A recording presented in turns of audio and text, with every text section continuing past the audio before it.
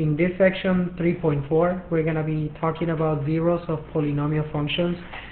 Remember that in order to find zeros of polynomials that cannot be factored, we use division, such as synthetic or long division, basically synthetic division. Now we're going to continue. This is going to be an extension of that section 3.3. So the very first thing is that we're going to learn a theorem that what happens, for example, if we want to find the zeros, but but we're not given a zero to start. So this is this theorem right here, which is the rational zero theorem, is going to provide us with a list of possibilities of the numbers for which we could find our first zero.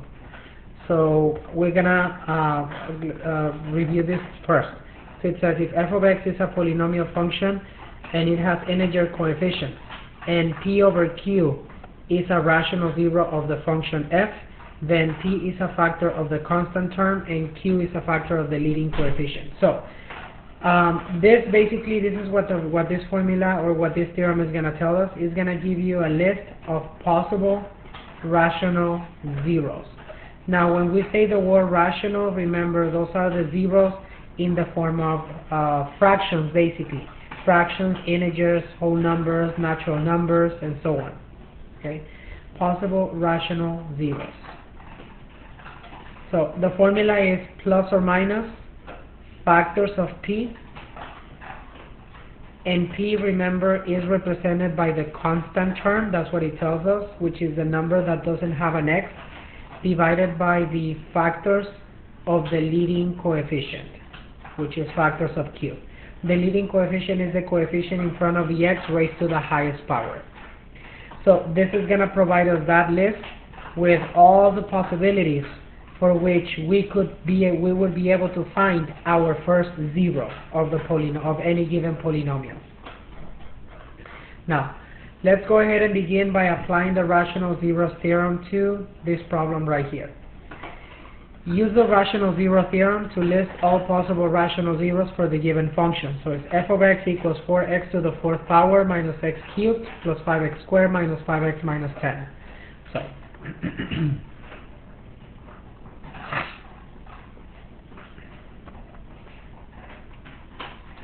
So, to find the possible rational zeros, this is what we're going to do.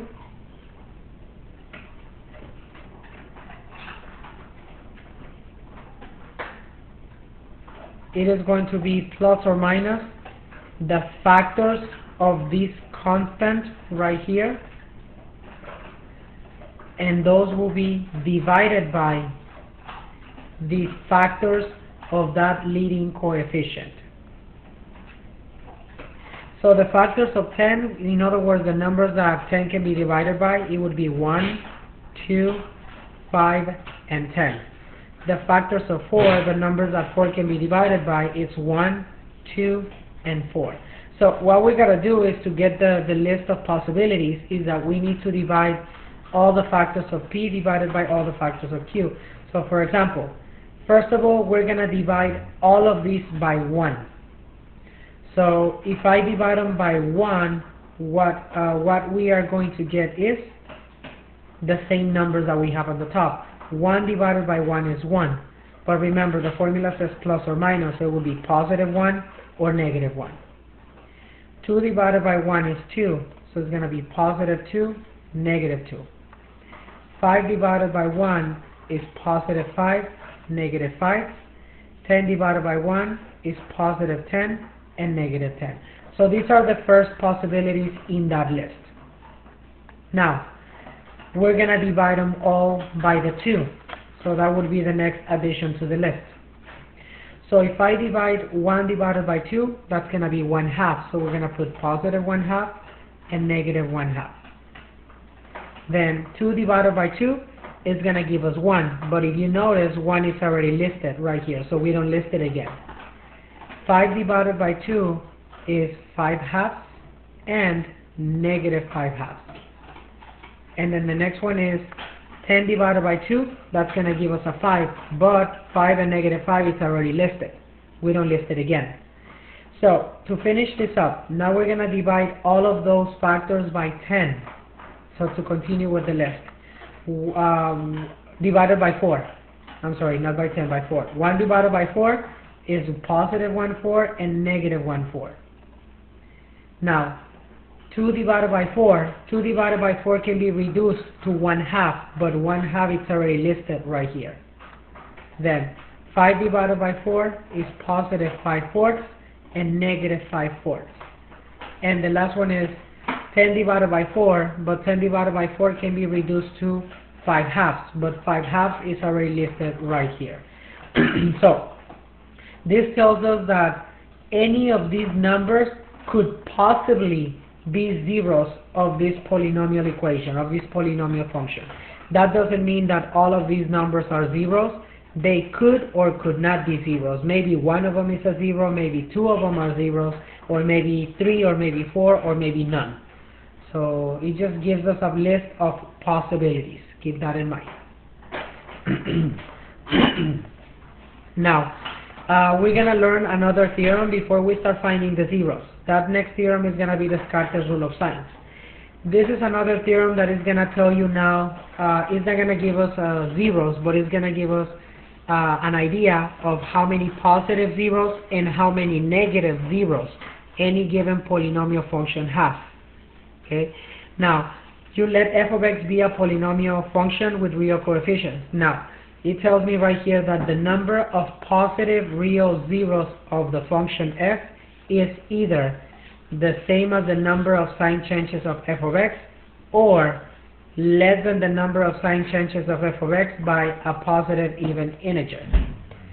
So when it says less than the number of sign changes of f of x by a positive even integer, basically it's telling you subtract by 2. Subtract it by 2 all the time. So minus 2, minus 2, minus 2, and so on. Okay, so this is going to give us the number of positive zeros. So basically what I have to do is I need to count how many times does the function f of x changes the sign. And then whatever the number of sign changes is, then I'm going to subtract it by 2. And those are going to be all the different possibilities of how many positive zeros this function could have. So perhaps, let's say, for example, that I get a function that has 5 sign changes. Then that would mean that that function could possibly have 5 or 3 or 1. Because it's minus 2, minus 2. That's what it says on the formula. So 5 or 3 or 1 positive real zeros. So it could be that it has only 1 positive, or maybe it has 3 positive, or maybe it has 5 positive. Okay? So this is all what this formula is going to tell us, this theorem. Second of all, now how do we find out how many negative zeros any polynomial function has? So this is the formula. The number of negative zeros of f is either the same as the number of sign changes of f of negative x. So basically, first we have to do now is replace every x in the function with a negative x, and then look at how many times that new function is going to change the sign. So we count the number of sign changes of that function f of negative x. So it could be that, or that number decreased by 2 all the time. That's what it tells me right here. So that's how we find how many positive real zeros or how many negative real zeros any given polynomial function is going to have. Let's take a look and apply this theorem to the following question. So we're going to apply it to this one. The problem states, use Descartes' Rule of Signs to determine the possible numbers of positive and negative real zeros of f of x equals 3x to the 4th power, then minus 8x to the 3rd power, minus 8x squared, minus 4x plus 4.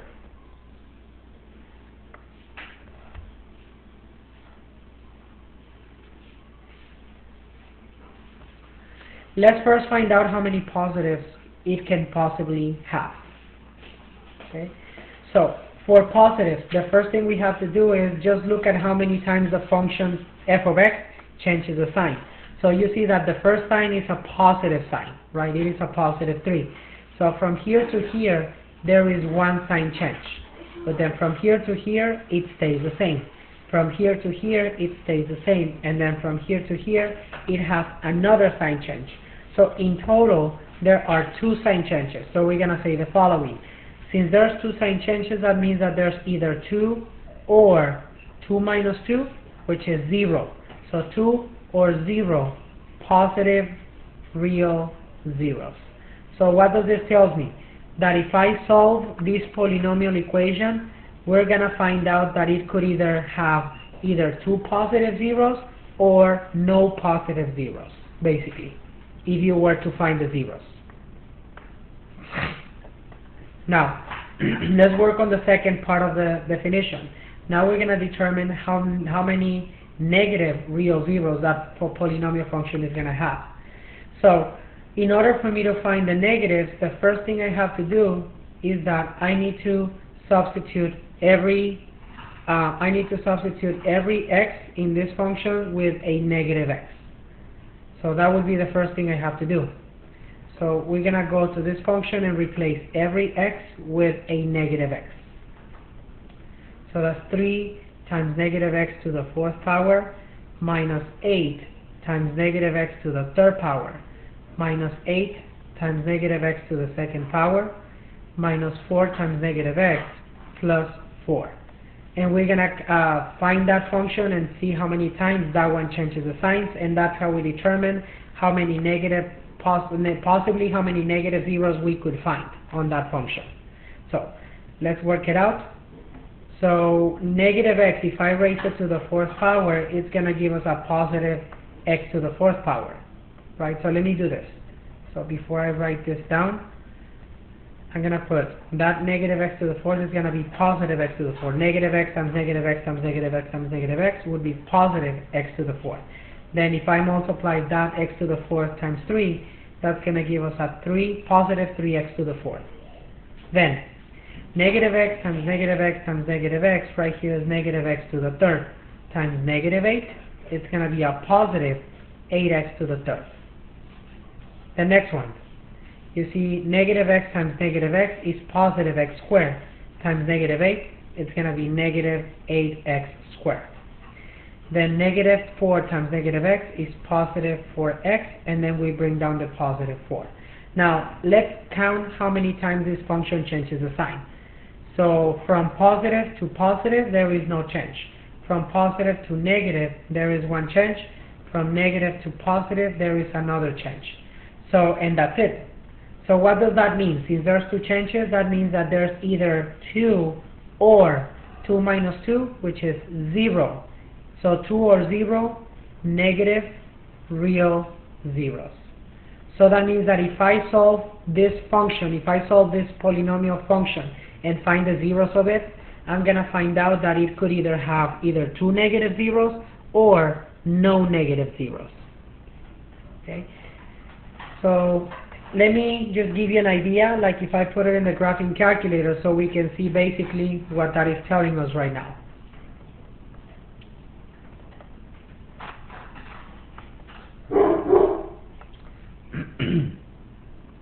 So let's check this out. So if I go to the y equals and I put this function in, 3x raised to the 4th power minus 8x raised to the 3rd power minus 8x to the 2nd power minus 4x plus 4. If you graph this, then see how many times it crosses the positive or the negative x-axis. So, if you look at this graph, how many times does this graph of this function crosses the negative side of the x-axis? So the negative side. Negative side means on this side. It doesn't cross the x-axis at all. So on the negatives, in reality, there are no negatives. That's why we have that 0 there. And now, look how many times it crosses the positive side of the x-axis. It crosses the positive side of the x-axis once right here and once right here.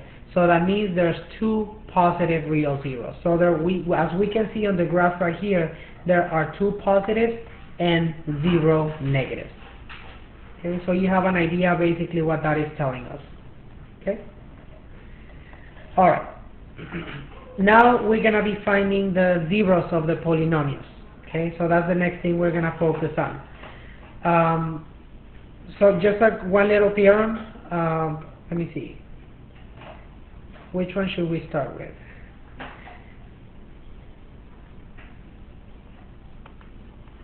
Before I start with this, just I'm going to give you a little theorem that you need to know about the zeros. Then I'm going to go back to this slide. Okay? So it tells me right here that if a polynomial equation is of degree n, then counting multiple roots separately, the equation has n roots. Keep that in mind. When I say roots, means it's zeros. So if I have a polynomial of degree 4, counting repetitions, basically that's what it's telling you, you're going to have a total of 4 zeros. If a polynomial function has a degree of 5, then counting all possible repetitions, then that polynomial function is going to possibly have 5 zeros. Okay, and so forth. Now, let's go ahead and find the zeros of, we're going to start with this polynomial right here. Final zeros of the polynomial function, use the rational zero theorem, Descartes Rule of Signs, and possibly the graph of the polynomial function shown by a graphing utility as an aid in obtaining the first zero.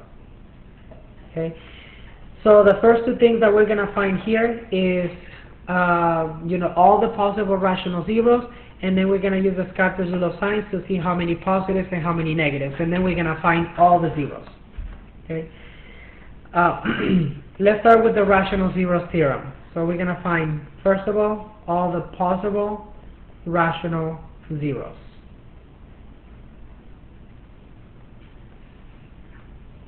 Okay. So the formula is plus or minus, remember, the factors of the constant, which is the factors of p, okay, divided by the factors of the leading coefficient, and the leading coefficient is 1. So factors divided by factors. So if we think about what are the factors of 65, in other words, the numbers that 65 can be divided by, it would be 1, then it can be divided by 5, it can be divided by 13, and it can be divided by 65. And the number 1 can be divided by 1 only, right? So remember what we said is that we need to divide them all by these numbers. And in the denominator, fortunately, we only have a 1. So all we got to do is divide them all by 1. So 1 divided by 1, it's going to be 1. So positive 1, negative 1. 5 divided by 1, it's 5. So it's positive 5 and negative 5. 13 divided by 1 is 13. So it's positive 13 and negative 13. 65 divided by 1 is 65. So it's positive 65 and negative 65. Okay? So before I start doing the synthetic division and all of that, now we're also going to analyze one more thing.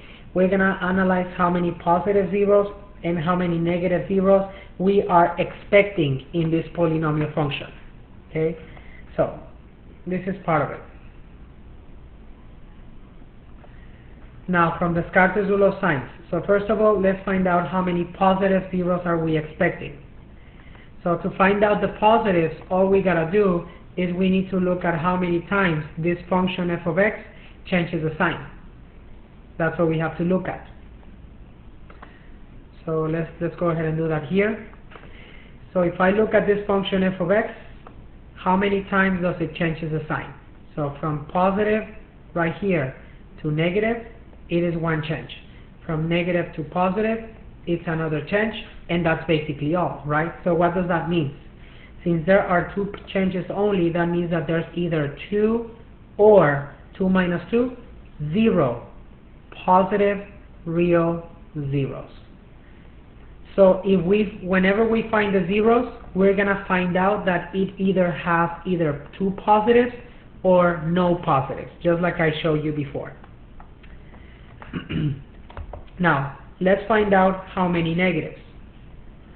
Now for the negatives, remember that the first thing we have to do is change f of x to f of negative x. In other words, replace every x with a negative x on that function. So this is the first thing we have to do. A cubed plus 38 times negative x to the second plus 116 times negative x plus 65. So let's see how many sign changes we're going to find in here. So on this function, we're going to have negative x, if I raise it to the 4th power, is going to be positive x to the 4th. So we're going to start with this. Positive x to the 4th. then negative x times negative x times negative x is going to give us a negative x cubed, times negative 12, it's going to change to a positive 12x cubed. Negative x times negative x is positive x squared, times 38, it's going to be positive 38x squared. Now, 16 times negative x is negative 116x, and plus the 65. Now, let's take a look at how many times does this change the sign. So, from positive to positive, no. From positive to positive, no. From positive to negative, that's one change, and from negative to positive, that's another change. So what can we conclude? That there are either 2 or 2 minus 2, which is 0, negative, real zeros. So whenever we solve this equation, or we find the zeros, we're going to find out that it either has 2 positives or no positives, and also 2 negatives or no negatives. Now we're going to go ahead and physically find those zeros. Okay, remember that we need to use these numbers that we found on the rational zeros theorem to divide using synthetic division. So we're going to start with these. Okay, now the main goal of this type of problems when finding the zeros is that we're going to use synthetic division until we decrease the degree to x squared. Because in order for me to be able to either factor or use the quadratic formula or use the square root property to find the rest of the solutions, I need to make sure that the degree is decreased to x to the second power. So that is the key right here. So how many times do you have to divide until that happens? That depends on the degree. Remember that every time you divide, the degree decreases 1. So since this degree is x to the fourth power, that means how many times do I have to divide until this polynomial decreases to x to the second power? It's going to be twice. Okay, so we have to divide 2 zeros from here. So we're going to start like this. So with the synthetic division, now we're going to start trying the zeros here. The first number that we have in the list, it is x equals to 1. So I'm going to check out if x equals to 1 is a 0. Okay, and we're going to put the coefficients. The coefficients of the variables are, this is f of x, 1, so we're going to put that, negative 12 right here, then we have a 38, then we have a 116, and we have a 65. Now if you look at this polynomial, all of the powers of x from 4 all the way down to 0 are included, and it's in descending order, right? So there's nothing missing. So first thing is we're going to bring down the 1, and then we are going to multiply this 1 on the outside times the 1 on the bottom. So 1 times 1 is going to give us 1, and when we add on, negative 12 plus 1 is negative 11. Now, negative 11 times 1 again is negative 11, plus 38 is 27. 27 times 1 is 27. 116 plus 27, 143.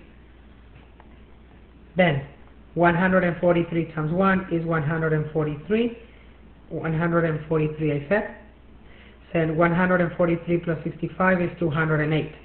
Now, can we say that this is a 0 of the polynomial? This is an x-intercept? No, because the remainder must be 0. Remember from section 3.3, we need to get a remainder of 0 in order for that to be an x-intercept, or 0, or root. Okay. Now, which one is the next one in the list? After 1, we already tried this, so now it's negative 1. Let's try the negative 1 now. So we're going to divide the negative 1 and see if we get a remainder of 0. So 1, negative 12, 38, 116, and 65. So we are going to bring the 1 down again, and then we are going to multiply. Negative 1 times 1 is negative 1, plus negative 12 is negative 13. Now, negative 13 times negative 1 is positive 13, plus 38, 51. Then 51 times negative 1 is negative 51. Then 116 minus 51 is 65. 65 times negative 1 is negative 65, plus 65 is going to give us a 0. So what does that mean right here? that it means that x equals to -1, it is one of the zeros. So then we can do the following now. Once we divide using synthetic division, the degree of the polynomial decreases 1. So remember, my original degree is x to the 4th power right here. So my new polynomial is going to start with 1x to the 3rd power minus 13x to the 2nd power plus 51x plus 65 equals to 0. So this is my new polynomial after we factor this one out. Okay, so from this equation you will realize that we can still not factor or use a quadratic formula or anything else. You can try factoring this by grouping, but 99% of the time it is not going to work. So we would like to try another division, divide another value. This is something that you have to do, that according to something I showed you in section 3.2, sometimes a zero could have a multiplicity of 2, just like we talked about multiplicity on the section 3.2. What does it mean by multiplicity? It means that the same zero could be repeated 2 times or maybe 3 times, so we don't know.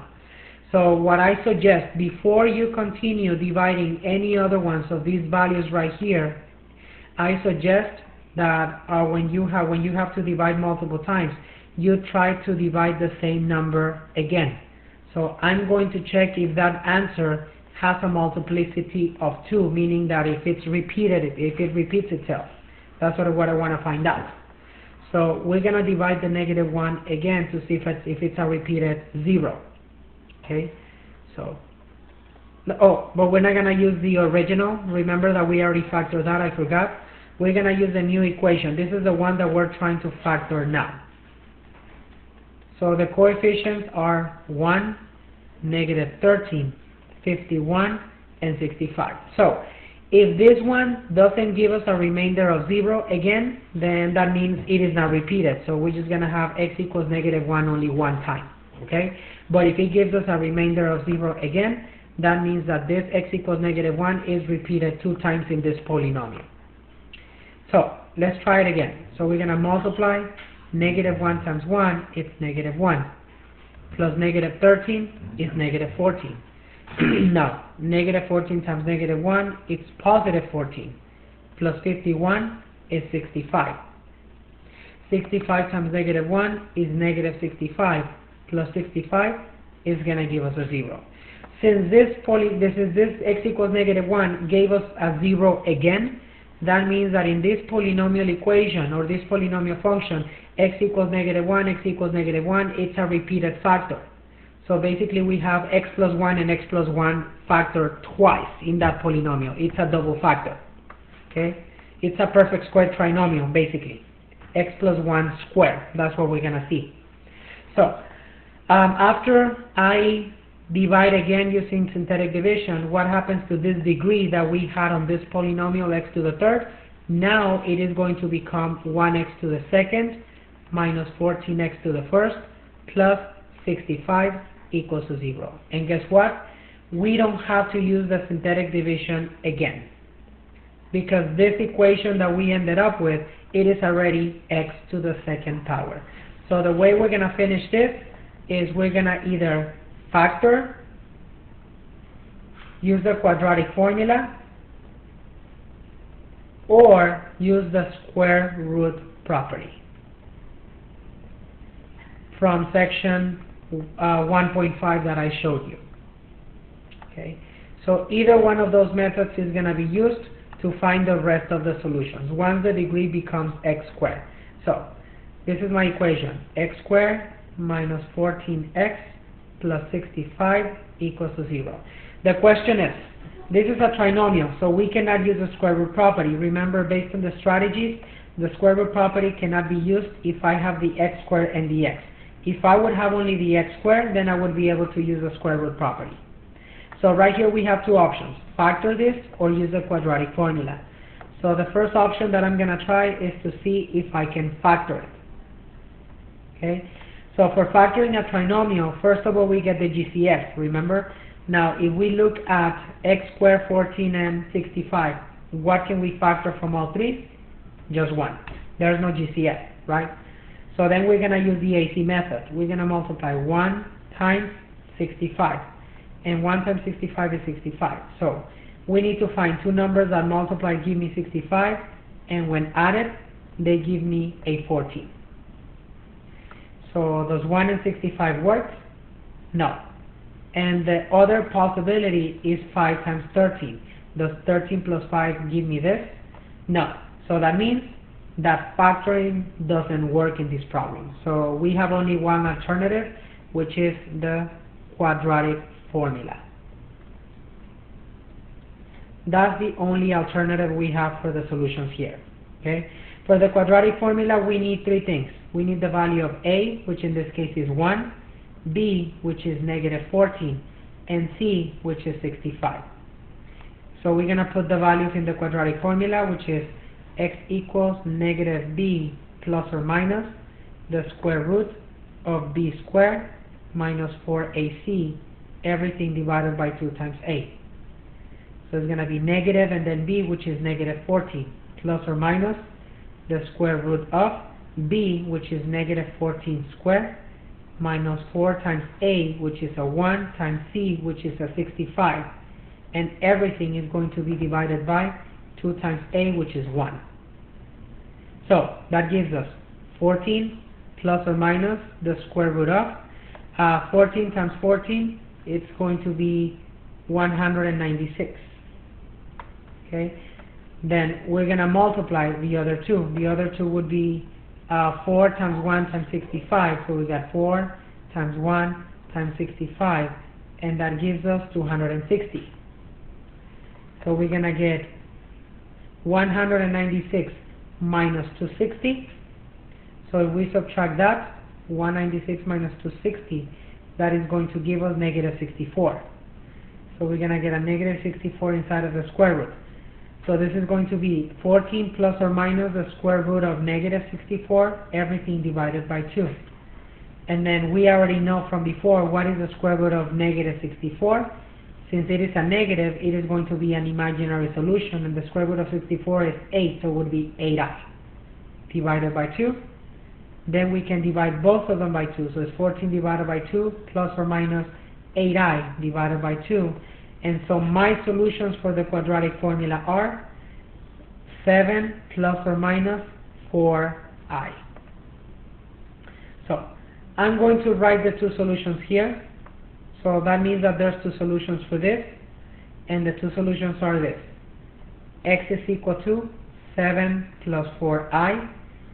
Next one, x is equal to 7 minus 4i. And then we got two more from the beginning. What are the two solutions that we found from the synthetic division? X equals to negative 1 and x equals to negative 1 repeated 2 times. So these are the four zeros of that polynomial equation. And if you look at the Descartes Rule of Signs, Descartes Rule of Signs told us that there was going to be either two positives or no positives, and two negatives or no negatives. And as we can see, there were two negatives and no positives. These are imaginary. So no positives and two negatives. Okay? And that concludes this problem right here.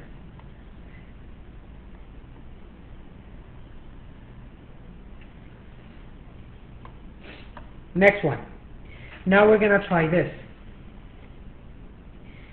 Once again, we're going to find all the zeros of the polynomial function. Use the rational zeros theorem, Descartes Rule of Signs, and the graph of the function as a graphing utility as an aid in obtaining the first zero.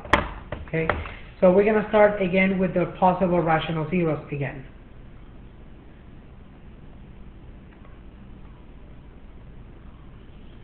So to get the possible rational zeros, we're going to divide the factors of p, which is the 39, divided by the factors of q, which is a 5. So The factors of 39 would be 1, 3, 13, and 39. And the factors of 5 are 1 and 5. So, first thing we must do is that we need to divide all of them by a 1. So if I divide them by 1, 1 divided by 1 is going to give me positive 1 and negative 1. 3 divided by 1 is positive 3 and negative 3. 13 divided by 1 is positive 13 and negative 13. 39 divided by 1 is positive 39 and negative 39. And that is the beginning of my list.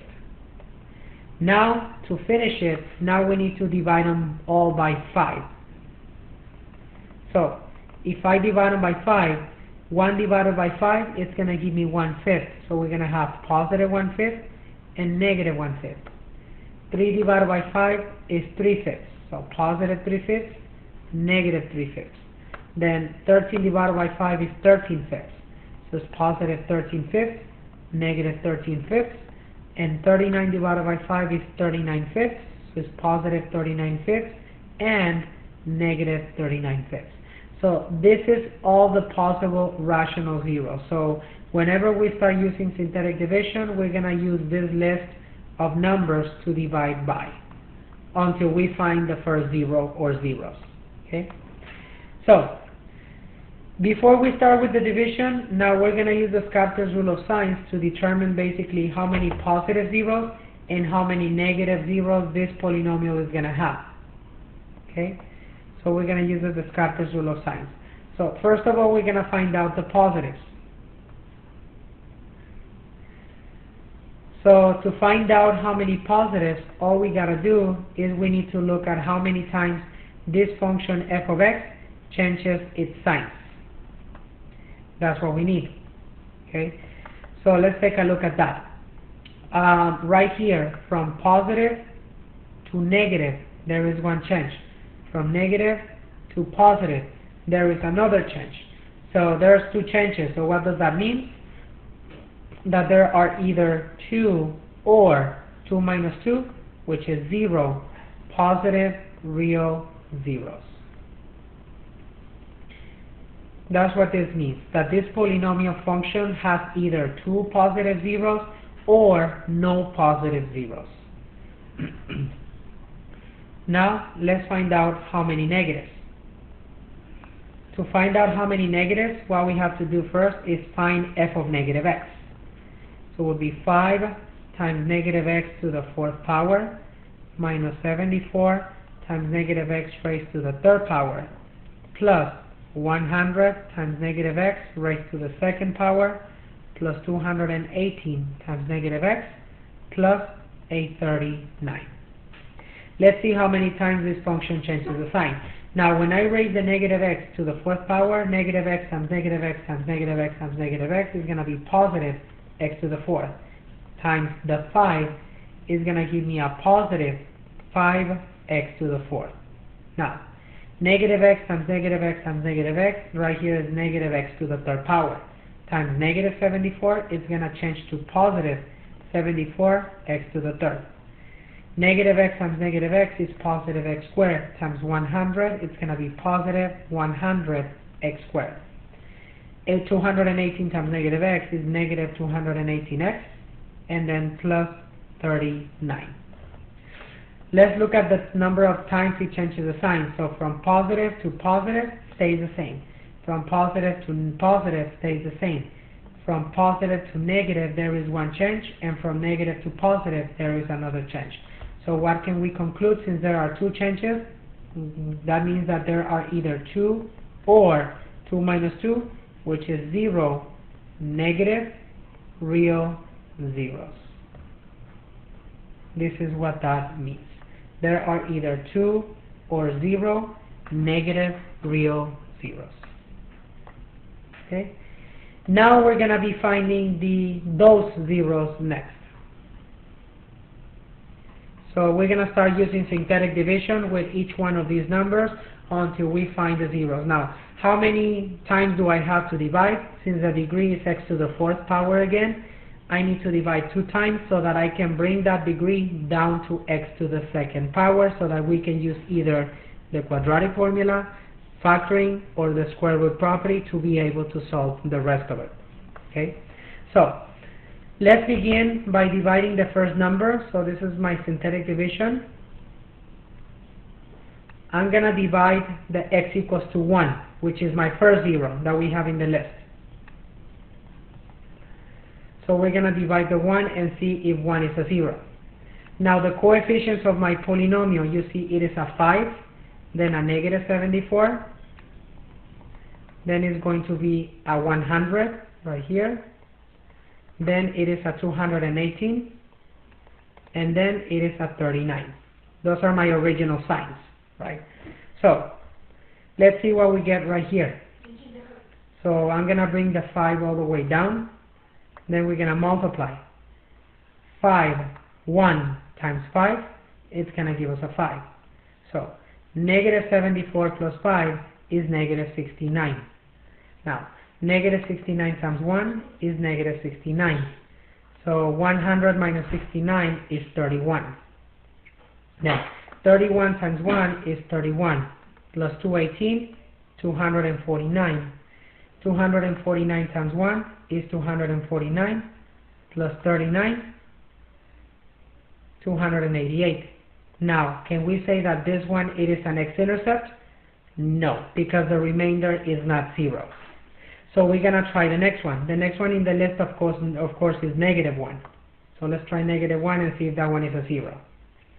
So we're going to have 5, negative 74, 100, 218, and the last one is a 39. So once again, we're going to bring down the 5 all the way down. Then we're going to multiply. Negative 1 times 5, it's negative 5. So negative 74 plus negative 5 is negative 79. Times negative 1 is positive 79. Plus 100 is 179. Times negative 1 is negative 179. Now 218 minus 179 is 39, right? Yep. And then 39 times negative 1 is negative 39. Plus 39, it's going to give us a 0. So what does this mean? It means that x equals negative 1, it is a 0 of that polynomial. So, after I divided this x equals to negative 1, then what happens to my new polynomial? It's going to decrease its degree from x to the 4th power down to x to the 3rd power. So it would be 5x to the 3rd minus 79x to the 2nd plus 179x plus 39 equals to 0. That's what we have left. Okay, so this is the one that we are trying to factor now. But it is still not enough, so we cannot factor because the degree is still x cubed. So like I said, we have to divide another 0. What was the strategy first? Before we go and try all the rest of the zeros right here, we need to check out if this 0, x equals negative 1, it's repeated again. Because it could be that it has a multiplicity of 2. So let's try to see if negative 1 is repeated in this problem. We're going to use a new equation, 5, negative 79, because now we're trying to factor this one, 179 and 39. So we're going to bring the 5 down. So we're going to multiply. Negative 1 times 5, it's going to give us a negative 5. Plus negative 79, it's negative 84. Negative 84 times negative 1 is 84. So if we add 179 plus 84, that's going to give us a 263. Now, 263 times negative 1 is negative 263. So negative 263 plus 39, negative 263 plus 39, that's going to give us negative 224. So can we say that that x equals negative 1 is being repeated? No. So in this polynomial, x equals to -1 is a solution one time. So it's not a repeated solution. Okay? So now we gotta continue with the rest of them. So we try 1 and -1. This is where we stop. I'm gonna continue with 3 and go down the list until we find the second one that we need. Okay? So the next ones are 3 and then -3. So I'm gonna try +3 first. Okay? So we're gonna check if 3 is a 0. So we're gonna bring this equation down, which is 5, -79. That's the one we want to factor. 179 and 39. So once again, bring the 5 down. Then we're going to multiply. 3 times 5 right here, it's going to be a 15. So -79 plus 15 is -64. -64 times 3, so we multiply -64 times 3, that's going to give us -192. So 179 minus 192, it's -13. -13 times 3, it's -39, plus 39, it's going to give us a 0. So what does it mean? That x equals to 3 is my second solution, is my second 0. So now we can stop.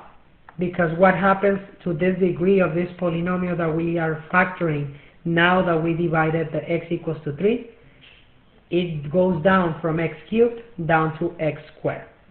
So this is what we have left. So to find the rest of the solutions, now the division is done. To find the rest of the solutions, now that the polynomial is decreased to x squared, we're going to use factoring, or we're going to use the quadratic formula, or we're going to use the square root property. Whatever works. Okay? So we're going to start by checking if factoring works in this polynomial. So we're going to try that first. Now, to check for factoring, now we have to first check for the greatest common factor. Now, for the greatest common factor, let's see if there's any greatest common factor on this polynomial. So 5, 64, and 13, they can only be divided by 1, so there's no GCF. So what we're going to do is, to factor this trinomial, multiply a times c again, which is 5 times 13, that's going to be 65. So we need two numbers that multiply, give me 65, and this minus means that when we subtract them, they give us a 64 negative. So it would be 1 and 65, right? Those are the factors. So this one we can factor it. So we're going to do factoring instead of the quadratic formula. So we're going to put an x on each parenthesis. Then we have a 1 and 65, but since it is a -64, it's -65 and +1. The biggest one is negative, right, which is -65. Then what we have to do is we need to divide them both by 5. So we're going to divide both of these factors by 5.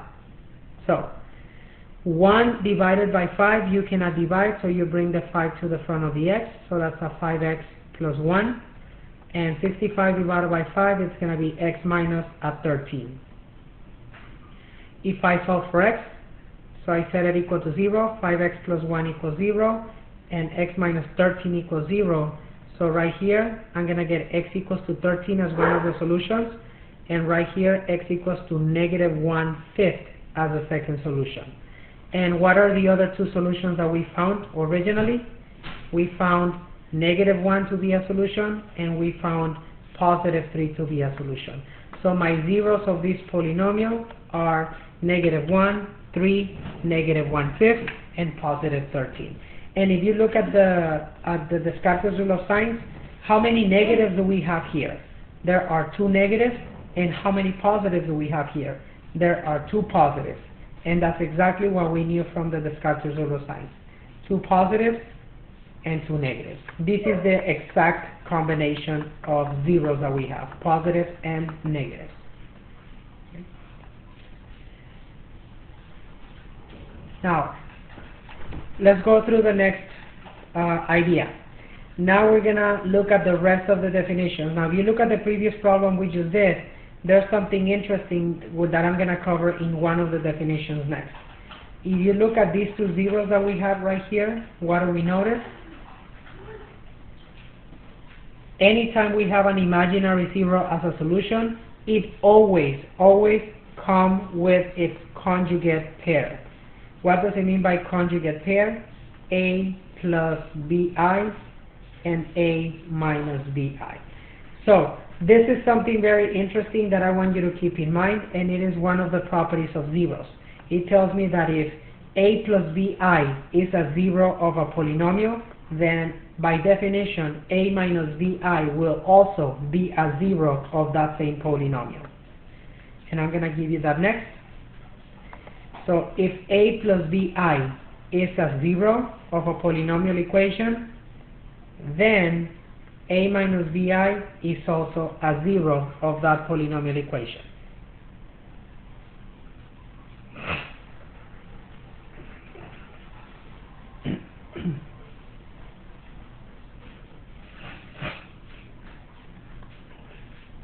And one last thing, okay, that we're going to use. Now, if I give you the zeros of a polynomial equation, if I give you, for example, x equals to c1, x equals to c2, x equals to cn, whatever zeros I give you, now we're going to be creating a polynomial equation. We're going to be going backwards. So if I give you the zeros c1, c2, c3, cn, whatever zeros, then we can get a polynomial function given those zeros by building the factors. The factors, remember, we're going to have the opposite sign. On the factor is always the opposite sign of the zero. So if one of my zeros is x equals to c1, then the factor would be x minus c1. If another zero is x equals to c2, then my factor is x minus c2, and so on and so on and so on. Okay? So that's how we can find a polynomial function given the zeros, by putting them as factors and then of course multiplying those factors back until we can express the polynomial equation back in its original form, which is the standard form. Okay? That's what we're going to do next. So let's go ahead and do this problem. What we want to do in this problem is we want to find a polynomial p of x with real coefficients having a degree of 4, a leading coefficient of 3, and zeros 2 minus I and 3i.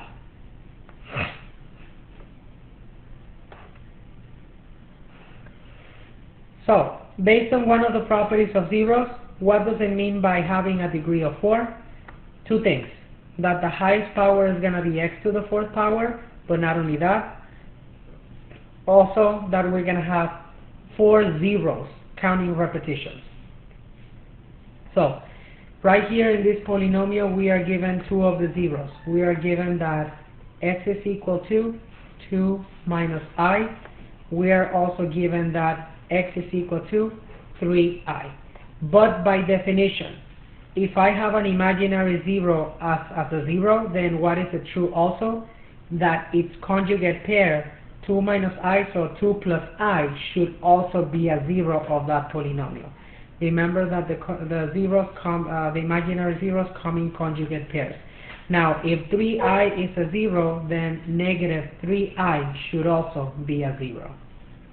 So, we're going to build, these are my 4 zeros for that polynomial with degree 4. So we're going to build a polynomial function. We're going to call it p of x. And the leading coefficient of that polynomial is 3. That's what it tells me right here. That means that the number in front of the x with the highest power, it's going to be a 3. So right now we're going to put that 3 on the outside. Okay? Because we're going to wait until we create the factors and then we multiply the zeros together. So, let's start with the last two. Those are the simple ones. When you create the factors, all of them are going to start with x. And remember, on the factor, the factor is going to be the opposite sign of the zero. So since this one is x equals negative 3i, as a factor it would be x plus 3i. If the zero is x equals to 3i, as a factor it would be x minus 3i.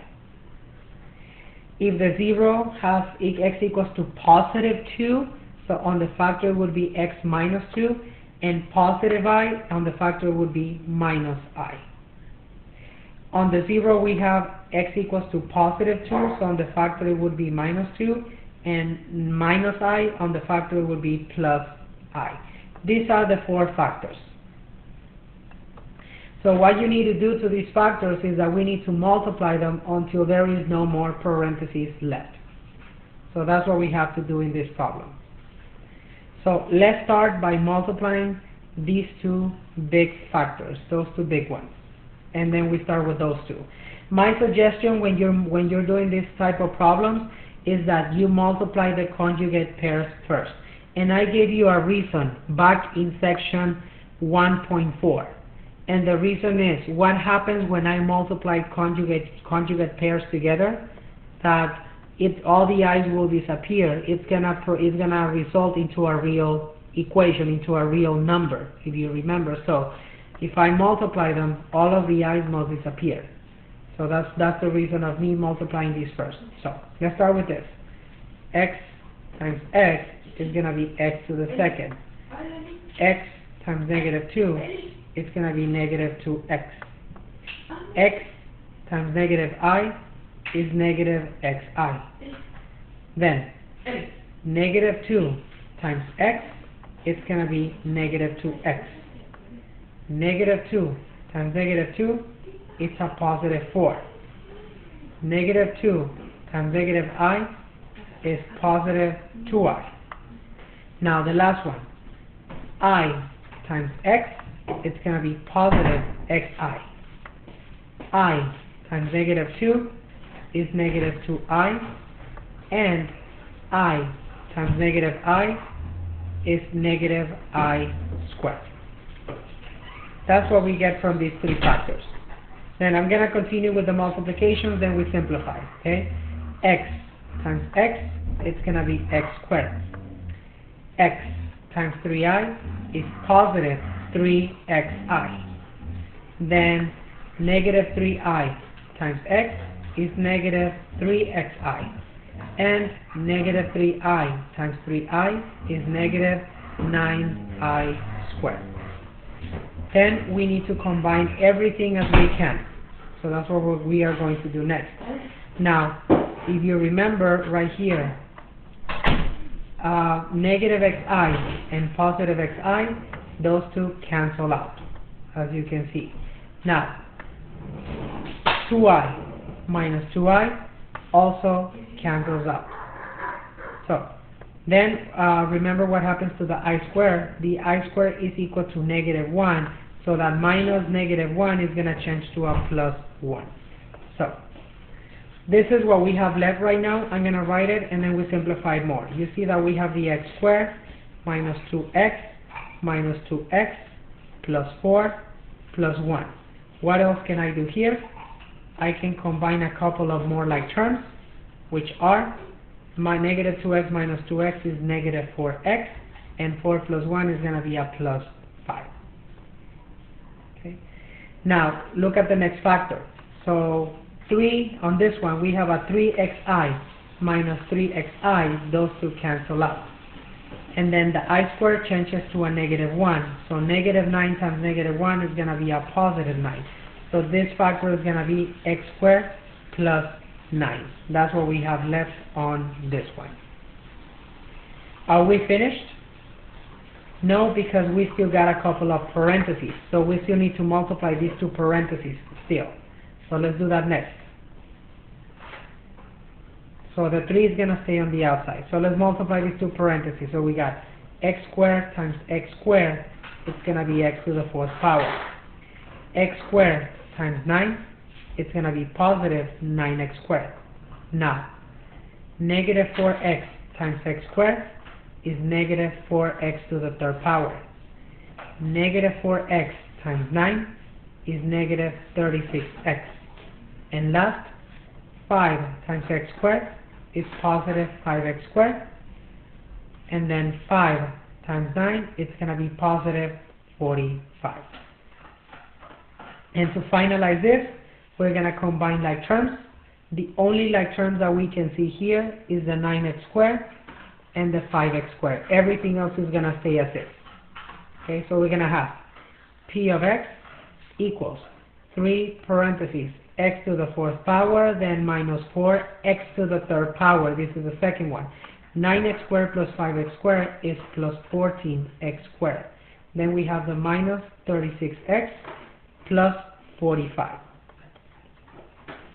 So, to finish this polynomial, we're going to multiply everything by 3, which is my leading coefficient. So all these terms are going to be multiplied times 3, and that's going to give me the final function, which is 3x to the 4th power minus 12x to the 3rd power plus 42x to the 2nd power minus 108x and then plus 135. And this is my polynomial function with degree of 4, leading coefficient of 3 that we were looking for. Okay, and this concludes section 3.4, which is about zeros of polynomial functions.